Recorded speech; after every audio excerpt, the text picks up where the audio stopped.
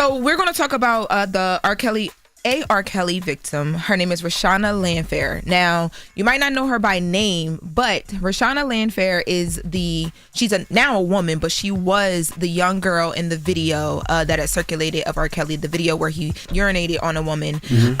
And she is speaking out now. She's reclaiming her identity. She just dropped a book called Who's Watching Shorty? So Shorty is her childhood nickname, and the book is all about basically people around her failing her. She says that law enforcement, social services, her family, music execs, everybody failed her. No one was watching and protecting her, which is how she ended up in the situation she was in. You say your aunt told you the next time we're at the studio, you should ask Robert to be your godfather.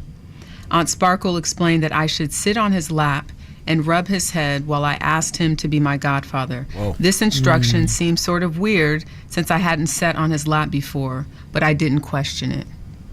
When you think back, is that where it all begins? That is the start of him entering into my life in a different way than just being an artist or hanging out at the studio. It became more personable at that moment. Yeah. Now, her Aunt Sparkle, was here on The Breakfast Club right after that Surviving R. Kelly doc went down. And Envy, you actually had a conversation with her about why you thought that it was her fault, Sparkle's fault. Let's take a listen to The Breakfast Club talking to Sparkle. Oh, yeah, just the fact that people are thinking that I just threw my niece out there. No. They're blaming you. I introduced my family. Why y'all deflecting come on, y'all? Members. They're saying, I ain't did nothing. I definitely blamed you too. You know why? This keeps coming to me. Because in the docuseries, it doesn't necessarily explain well enough what happened. It makes it seem like everybody heard what was going on with R. Kelly, and you still introduced your niece. She did say that Barry Hankerson was there with Aaliyah. She didn't think that whole thing was real. The marriage was real. She thought it was a hoax. All of that was left out, and people going, think what they're gonna think because of them not putting everything in there. So yeah, that part of me, just sending my niece in there and then leaving her in the studio. I never left my niece in the studio.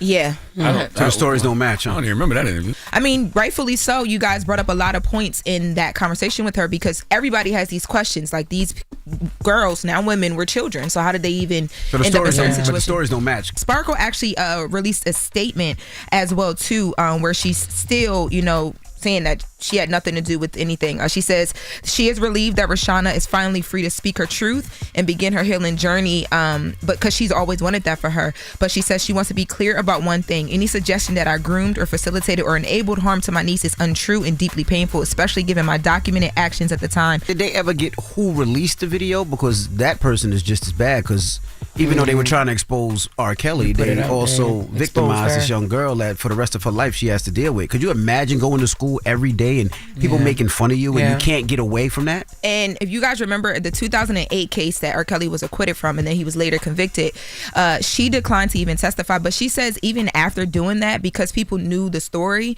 she went by Sean. She didn't even go by her full name because whenever she would try and date, apply for jobs, especially within certain areas and locations or whatever, people would know the story of what happened. So for a long time, she kind of hid from this, and she wants people to know that this book isn't a tell-all. There's no, from her perspective, she doesn't even appear angry at R. Kelly in this book. It's just more about her getting it all out there, saying how she feels so she can actually move on because she's never been able to do that. It's Loren LoRosa telling you to beware of the dog. That's right, Top Dog Law.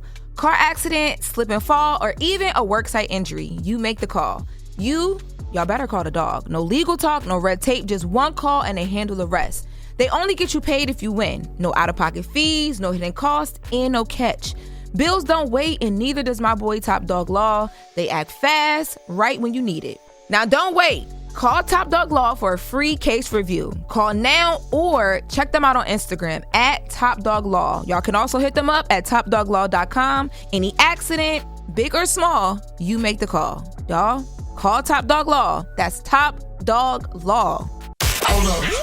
Every day I wake up. Wake your ass up. The Breakfast Club.